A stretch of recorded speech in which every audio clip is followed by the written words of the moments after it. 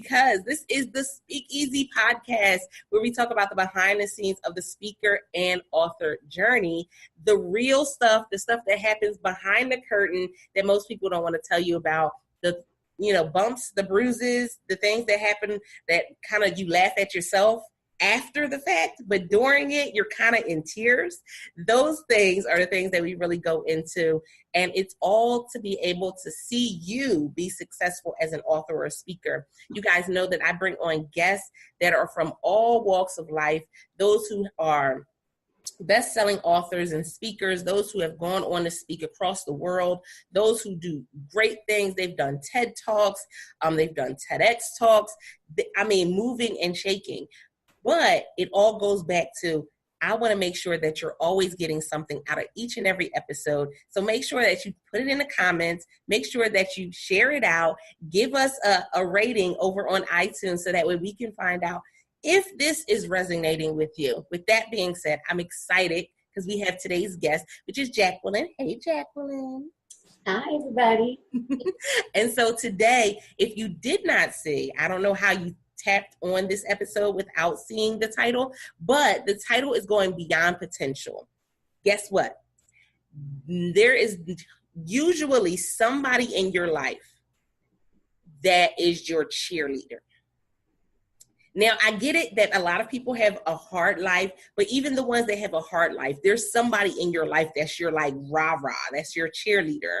For me, it's my auntie. She's somebody, and I've told you this before, she's short, but she's somebody that would go and stand at the edge of the water and tell the water not to move just so I could finish making a sandcastle. Like, that's the type of support she gives. So we get it that a lot of times, especially with the newer generations, they're being told how amazing they are, how great they are, how much potential they have. But there has to be a point where we go beyond potential in order to gain access to success. So first and foremost, Jacqueline, I want you to introduce yourself to the Speakeasy audience, and then we'll dive into today's topic. Okay. Well, hello, everyone. I am thrilled to be here. Thank you so much for allowing me to join you on this platform today. So my name is Jacqueline Kabah Harrison, and I am a self-esteem and confidence coach for African-American women entrepreneurs that have a business where they provide consulting and or coaching services. And basically what I do is I help women such as yourself show up and show out in their business, allowing them to take consistent, intentional action to continuously every month, not only meet, but to exceed your monthly income goals. So that's me in a nutshell, guys. And, it's so great. I wanted to start with, the first piece of this being that a lot of times there's this pull. There's this it's the yin and yang, it's the good and bad. It's the, oh my goodness, you have so much potential, but we go through this kind of roller coaster of being disempowered. And we were talking a little bit beforehand, but of course, we're going to expand on it. When we think about, being disempowered and the potential that we could have, but we're always coming up against these brick walls. First and foremost, where do you feel as though, as a speaker, a lot of those brick walls and that disempowerment comes from? Okay, so I have to go back many, many years. But growing up as a child, I grew up in a two-family, two-parent home, and I had two younger brothers. And my mom was a housewife, and my father was the breadwinner. He was the provider. He also, now looking back on it, I realized he was very, very overpowering. No one else had a say-so in the family. It was, his way or the highway. So a lot of times I really just wanted to get his approval, and he was extremely critical, very, very critical. And I guess according to him, that was his way of pushing me to be better, to not just accept this, but to move beyond. So it had a negative impact on me. Meaning, what it was it got me to second guess everything that I did. I mean, completely, and the thing of it is, I didn't realize until I was maybe in my mid-20s, the effects of this. But by him being so overly critical, if I brought home a B+, his first response would be, well, why wasn't it an A? Or why wasn't it an A-? So growing up with that, starting very, very early on, really, really got me to be very, very critical of myself and always second guessing myself. I never felt that I had enough, that I could even make a good sound decision. Go a little bit further, my father began to drink a lot more and drink very heavily. And that's where we come up with all of what happens in the house stays in the house, And very early on, I was performing in like a parentified role. I was kind of the one that was keeping everything together, making sure that my parents didn't kill each other, making sure that my father, because at the time they were both very heavy smokers, making sure that when he drank too much, he didn't, light up a cigarette and burn the house down, So it was a lot going on. So I think with both of those components, right, going into adulthood, I've always had a lot of goals. I've always had a lot of dreams. But at the same time, trying to keep those secrets, going into a parentified role, as well as trying to please my father, and also feeling less than, it really, really had a huge impact on me. And I actually had to rebuild my self-esteem.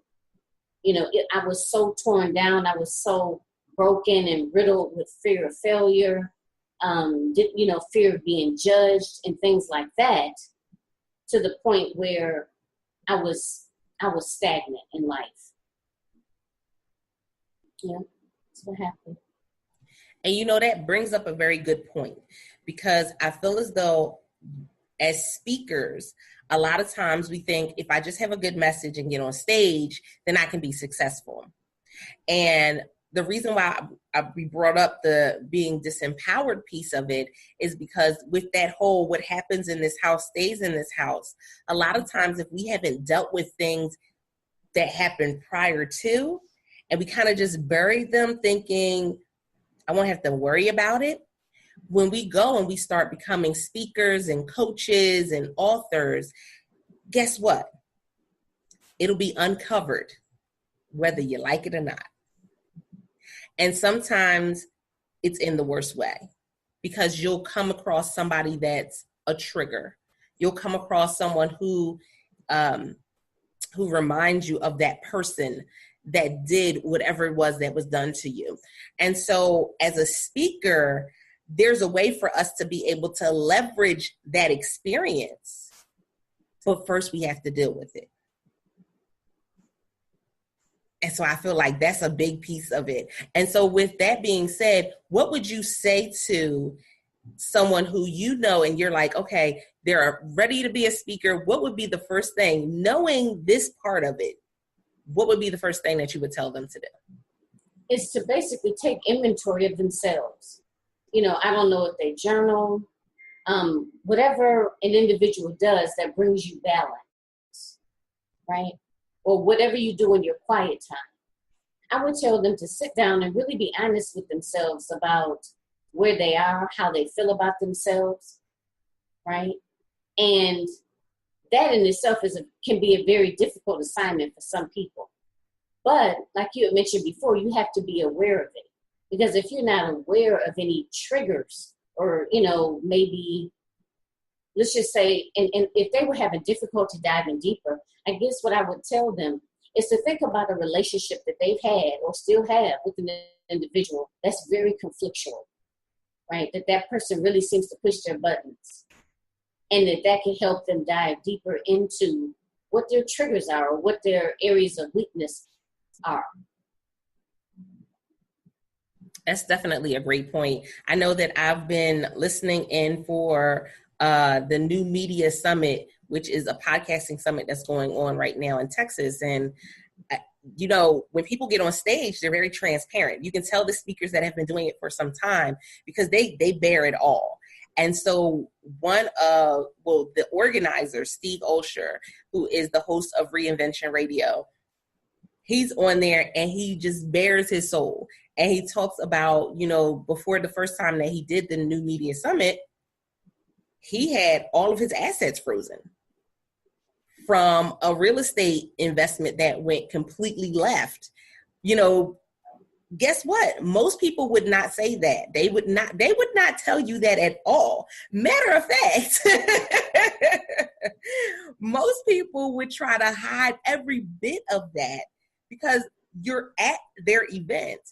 But I found that being that transparency really does allow you to connect with your audience. That transparency, and some people call it storytelling because that's what it is. But that transparency, it opens up something, you know, when you're in front of an audience that really allows them to, what is it that we're always trying to get them to do? To know, like, and trust us. Right. And so it definitely leads us into that know, like, and trust factor.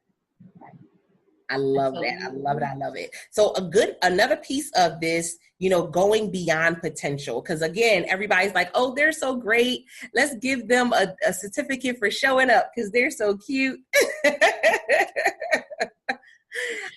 We got to go into this process of knowing, who am I? So let's dig a little bit into that. What does that process look like?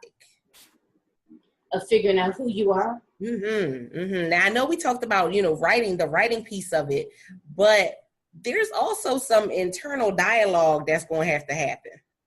Right, absolutely.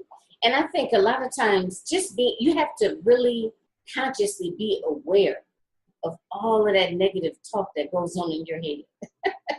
You know, all of the negative talk, and you have to really think about, like, where does it come from? You know, I think it's a process of re-examining, or like I had spoke about before, actually journaling and writing, whatever you do to be clear about who you are, what your purpose is, you know, and just overall how you feel about yourself as a person. In addition to, you can also tell a lot about yourself in the relationships that you have. Like when you look around you, who are you surrounded by? Right? Who are the closest people around you? Are they people that uplift you? Are they people that you feel completely irritated after you talk to? You know, that they're always trying to tear you down. You know, so that's all also something else that I have people examine. And just being honest with yourself. I think a lot of times we spend so much time putting up all of these walls and all of these errors, you know, as if everything is okay, you know, because like things like all the social media, everybody puts up like a quick little snippet and it looks like their life is so ideal. Whereas you don't know what happened 5 minutes before they took that picture and 5 minutes after that picture. You know, so it's just a matter of being real with yourself and being honest with yourself. I think that goes a long way to really getting you to look at your core. You know, who you really are, what's important to you. I'm looking at the comments over on Facebook, and of course they said, you know, you are the sum of your 5 closest friends.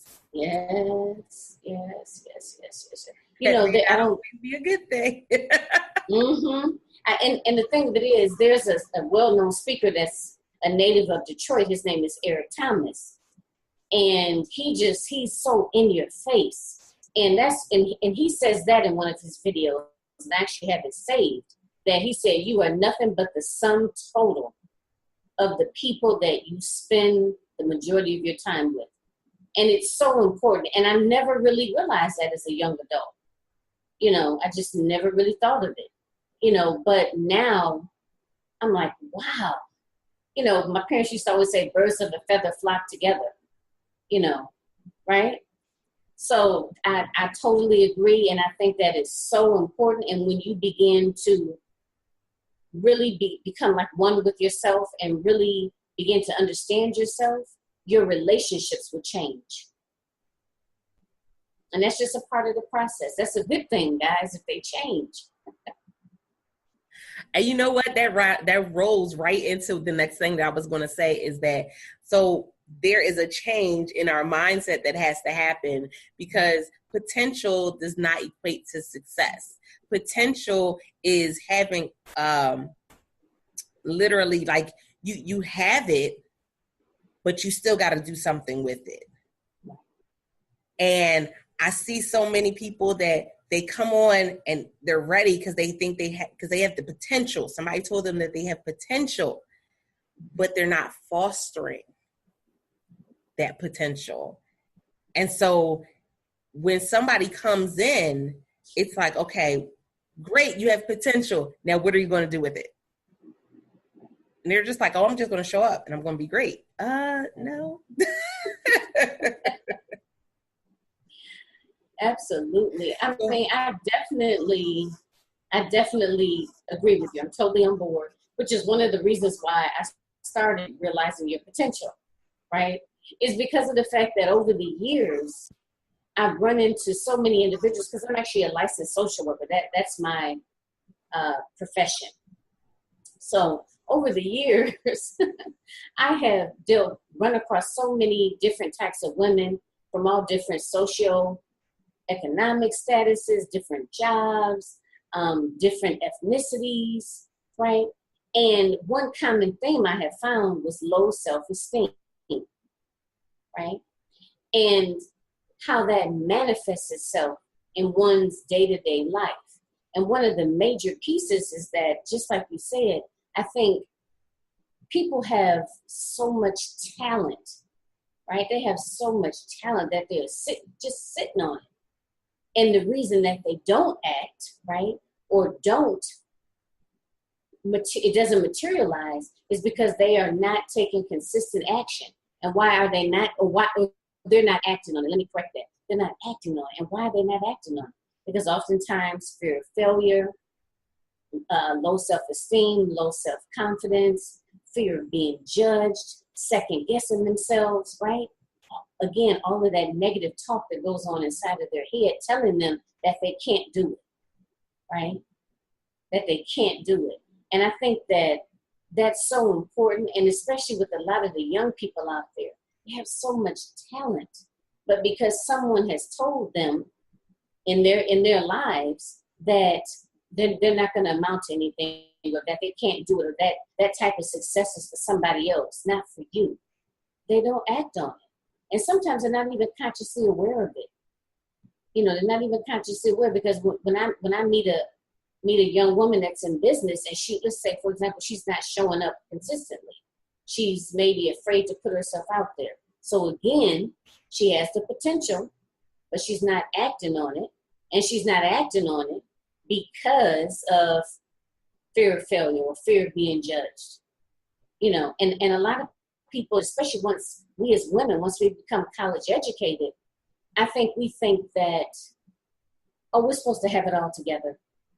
You know, I got this nice car, I got a nice house, I got this, I don't know, what is some of this Louis Vuitton bag, whatever the case is, right? And they think I just, you know, I have it all together. And yeah, on the outside it looks good, but once you start peeling back those layers, they don't. And a lot of people are embarrassed by that. And that's nothing to be embarrassed about. I think self-esteem or lack of confidence is such a dirty word for some people. And it's really not. If you want to do anything in your life, you want to be successful, you have to address that. You got to figure out where it stems from and figure out how to rebuild. Definitely. And so Tracy is watching us live from Facebook, and she said she could definitely agree. She said, because she's been one that's been told all of her life that she would never be any more than a welfare mom. And we have so many people that say different things like that. Some of them are saying it because they don't want you to get your hopes up too high. Some of them are saying it because they've never accomplished the things that they wanted to accomplish. And so they really don't know how to take somebody else saying that they want to be great. They want to do great things. And so that's where you see that inner dialogue pop back up again, because they're dealing with their own struggles. And it may not be that they don't want you to succeed. It may be that that's all that they know is welfare moms.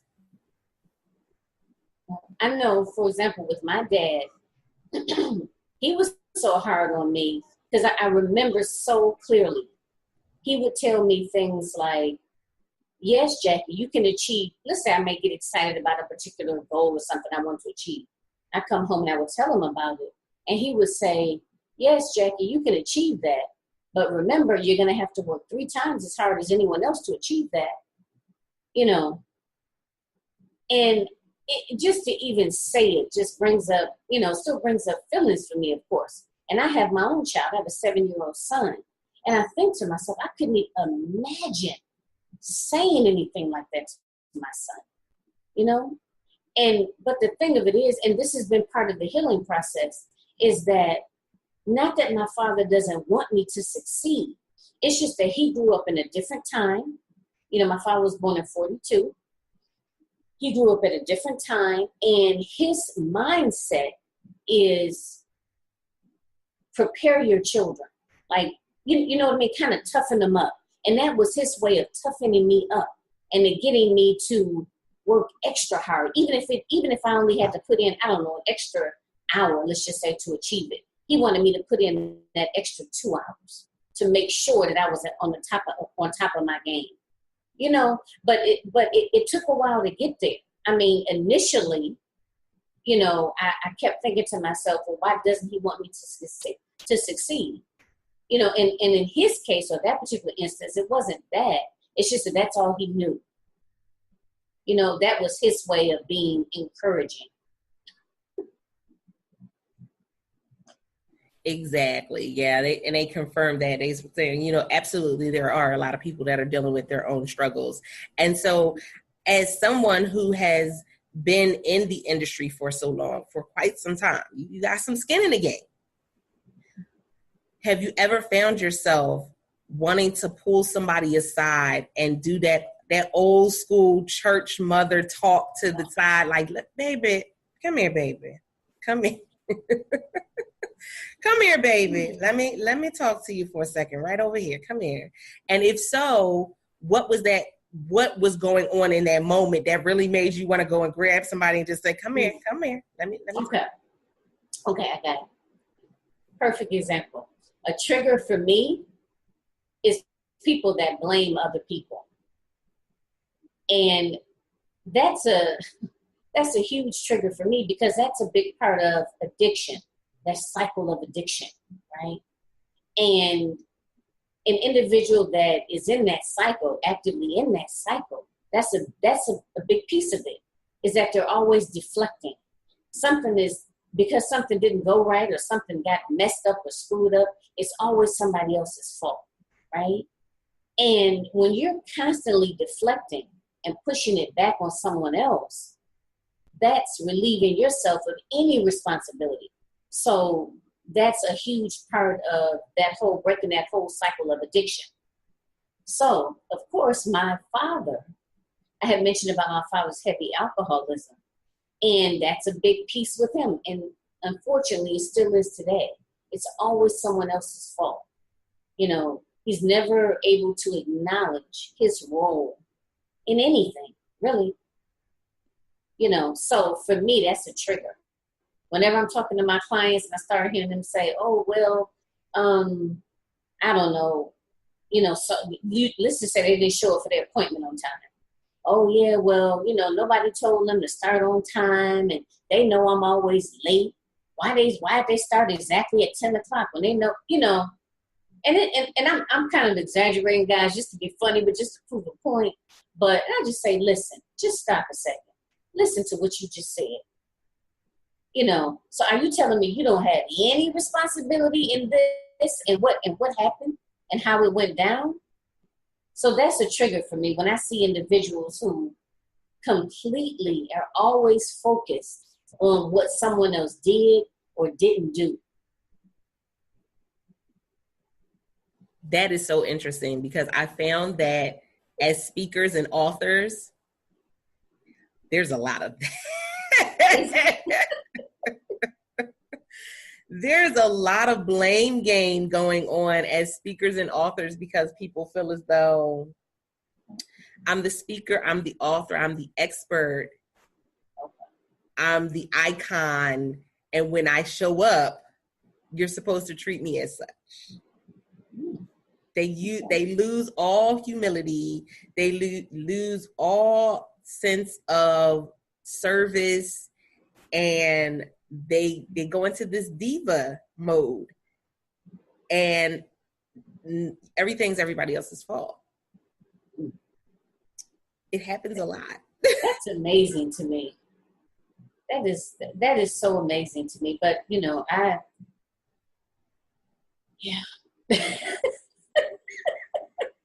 That's one of those moments where you just come here. Let me talk to you for a moment. And so I always ask every author or speaker that comes onto the platform, what has been a blunder for you so far in this journey? Because a lot of times that's the piece that really holds true to the fact that, guess what? This is a journey. This is going to be something that you'll deal with each and every day. This will be something that you may not get it right the first 6, 8, 12, 59 times, that you're going to have to keep at it, and that you're always going to have to be learning something new. So what has been one of the biggest blunders for you in this journey so far that you really look back and say, maybe I shouldn't have did that? The first thing that comes to mind is comparing. It's like comparing myself to other people. And especially because my business is primarily an online business. Online, it's so easy just to see that someone's doing something and to think oh, well, maybe I should be doing that. Or why did I not think of that idea? Or why do people seem to, tune into this person's videos, but they're not checking out my videos? Just on and on and on. And I found myself doing that a lot and didn't even realize it, but I had to bring more awareness to myself and what was actually happening and pay attention to my feelings. And I had to examine, well, why are you having a dip in motivation? So that's the first thing that comes to mind, is that whole comparing piece. And what I tell myself now is everybody is different. Everybody has a different path. And what someone else is doing or not doing really technically doesn't really have anything to do with me and my vision and my plan. That I have something unique to offer, just like you have something unique to offer in the next person. So that's the first thing that comes to my mind, is that comparing piece. I have to say that is so amazing. I found that comparing piece is something that a lot of authors and speakers deal with, especially coming in, because as the author, how many pages did they have in their book? What kind of cover did they have? Was their picture on the front of their book? Maybe I should have my picture on the front of my book. Well, they didn't have their picture on the front of theirs, so maybe I should have the picture on the back. There's some of the simplest things that should be questions that you just go ahead and answer quickly. They're going and doing this whole dissertation on what other people have done before they make their own decision. And we forget that as the author and speaker, your authenticity is what makes you stand out. Picture on the front, picture on the back. Standing still. I know that I speak with my hands. And, that most people will tell you that is a very naughty thing. You're not supposed to speak. You're very distracting when you speak with your hands. But that's how I speak. I'm someone who is into the arts, and so I'm very expressive. So speaking with my hands is a part of me. I can't turn it off. Right. And if I did, it would feel weird. So just out of curiosity, what do they say you're supposed to do with your hands? Just keep them down at your side? I have not, until this day, I have not figured out what somebody is supposed to just do with their hands. Is it just supposed to be, am I supposed to be walking like a soldier? Right. It's just like they tell some people you're not supposed to walk. You're supposed to stand still. I can't. Okay. Interesting. Okay. Maybe because I'm that child, the one that you're like, sit still. I just want to touch something. I want to do something. And so I found that, we come into comparison. So now I think that I'm not as good as another speaker because I speak with my hands. I'm not as good as another speaker because I don't stand still when I speak. And the reality is not only are you as good, but you may even be better. You just got to go out there and make it happen. Wow. I like that. But to me, I always do what's comfortable for me. Long as I don't want to be offensive to anyone. I don't want to, that's important to me, because we all have a different set of core values, but I never want to be offensive to anyone. I want to be able to communicate clearly and to be who I am. Because the way I look at it is that, like, when you work a regular 9-to-5 job, a lot of that is all about who they want you to be, right? Because the person that owns it, they have their own vision, right? And let's just say, if we take the analogy that you just used with the speaking, let's say you work for an organization and they want all of their speakers to stand still with their hands down by their sides, right? That's their expectation.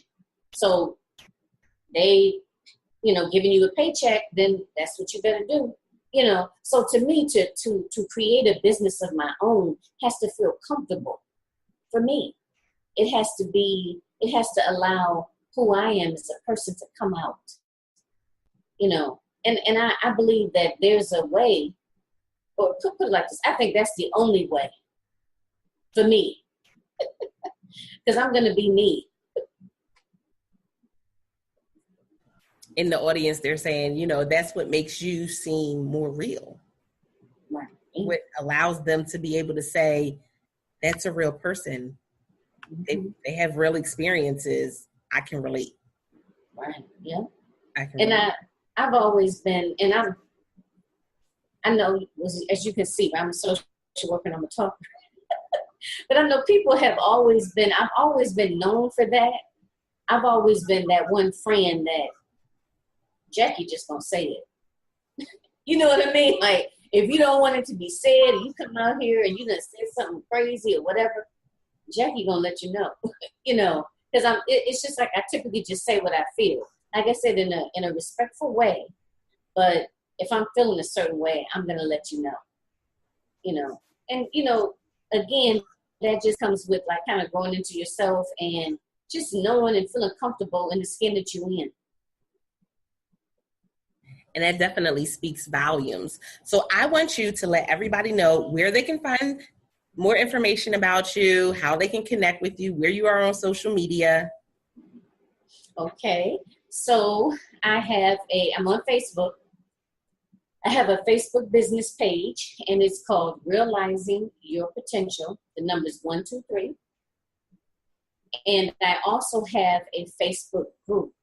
It is called Melanin Magic, Confident Black Women Entrepreneurs.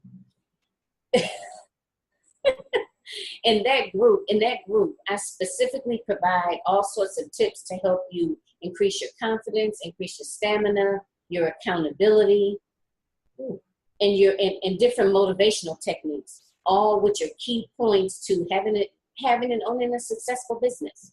So those two places on Facebook. I'm also on Instagram. My Instagram handle is the same, Realizing Your Potential 123. And then my website is realizingyourpotential123.com. I love that branding.